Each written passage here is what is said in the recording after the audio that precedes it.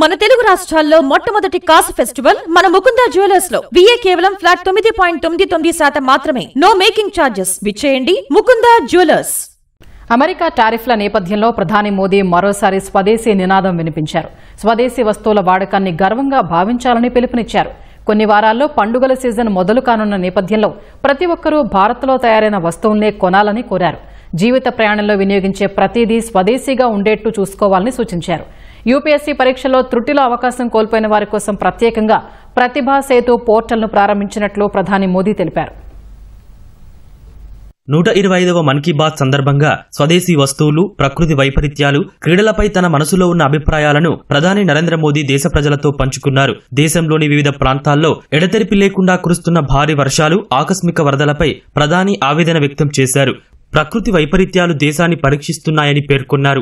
వరదల కారణంగా పలువురు ప్రాణాలు కోల్పోయారని, వేల సంఖ్యలో నిరాశ్రులయ్యారని విచారం వ్యక్తం చేశారు. ప్రతికూల పరిస్థితుల్లోనూ తీవ్రంగా శ్రమిస్తున్న జాతీయ విపత్తు ప్రతిస్పందన దళాలు, భద్రతా దళాలు, సామాజిక కార్యకర్తలు, వైద్యులకు కృతజ్ఞతలు తెలిపారు. ప్రకృతి వైపరీత్యాలు జమ్మూ కశ్మీర్ ను అతలాకుతలం చేస్తున్నప్పటికీ పుల్వామాలో తొలి day and night cricket match ను విజయవంతంగా నిర్వహించామని చెప్పారు. శ్రీనగర్లోని దాల్ సరస్సులో నిర్వహించిన ఖేలో ఇండియా వాటర్ స్పోర్ట్స్ ఫెస్టివల్లో 800 మందికి పైగా అథ్లెట్లు పాల్గొన్నారని తెలిపారు. పురుషులతో సమానంగా మహిళా అథ్లెట్లు ప్రతిభ చూపారని ప్రశంసించారు. రానున్న రోజుల్లో వరుసగా పండుగలు ఉండటంతో ప్రతి ఒక్కరూ స్వదేశీ వస్తువులను కొనాలని ప్రధాని మోదీ పిలుపునిచ్చారు.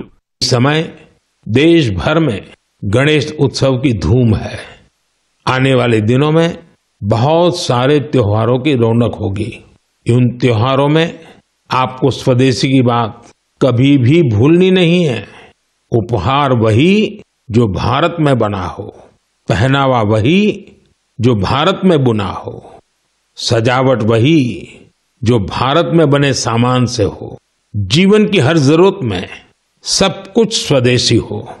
गर्व से कहो ये स्वदेशी है. इस भाव को लेकर हमें आगे चलना है. एक ही मंत्र वोकल फॉर लोकल, एक ही रास्ता आत्मनिर्भर भारत, एक ही लक्ष्य వికసిత్ భారత్. యూపీఎస్సీ అభ్యర్థుల కోసం ప్రత్యేకంగా ప్రతిభా సేతు పోర్టల్ ను ఏర్పాటు చేసినట్లు ప్రధాని నరేంద్ర మోదీ తెలిపారు. ఈ పోర్టల్ ద్వారా యూపీఎస్సీ అభ్యర్థులకు అనేక ప్రయోజనాలు లభిస్తాయని వివరించారు. आपने यूपीएससी का नाम तो जरूर सुना होगा. ये संस्था देश की सबसे कठिन परीक्षाओं में से एक सिविल सर्विसेज का एग्जाम भी लेती है. हजारों ऐसे उम्मीदवार भी होते हैं जो बेहद काबिल होते हैं. उनकी मेहनत भी किसी से कम नहीं होती, पर मामूली अंतर से वो अंतिम सूची तक नहीं पहुंच पाते. इसलिए अब ऐसे होनहार विद्यार्थियों के लिए भी एक डिजिटल प्लेटफॉर्म बनाया गया है और इसका नाम है प्रतिभा सेतु. प्रतिभा सेतु में उन उम्मीदवारों का डेटा रखा गया है जिन्होंने यूपीएससी की अलग अलग परीक्षाओं के सभी चरण पास किए, लेकिन अंतिम मेरिट लिस्ट में उनका नाम नहीं आ पाया. इस पोर्टल पर 10,000 से ज्यादा ऐसे होनहार युवाओं का डेटा बैंक मौजूद है. इस पोर्टल से प्राइवेट कंपनियां इन होनहार स्टूडेंट्स की जानकारी लेकर उन्हें अपने यहां नियुक्ति दे सकती है. साथियों, इस प्रयास के नतीजे भी आने लगे हैं. सैकड़ों उम्मीदवारों को इस पोर्टल की मदद से तुरंत नौकरी मिली है. వచ్చే నెలలో హైదరాబాద్ వియోచన దినోత్సవాన్ని జరుపుకోనున్నామని ప్రధాని మోదీ తెలిపారు. ఈ సందర్భంగా దేశ తొలి హోంమంత్రి సర్దార్ వల్లభాయ్ పటేల్ మాట్లాడిన ఒక ఆడియోను మోదీ వినిపించారు.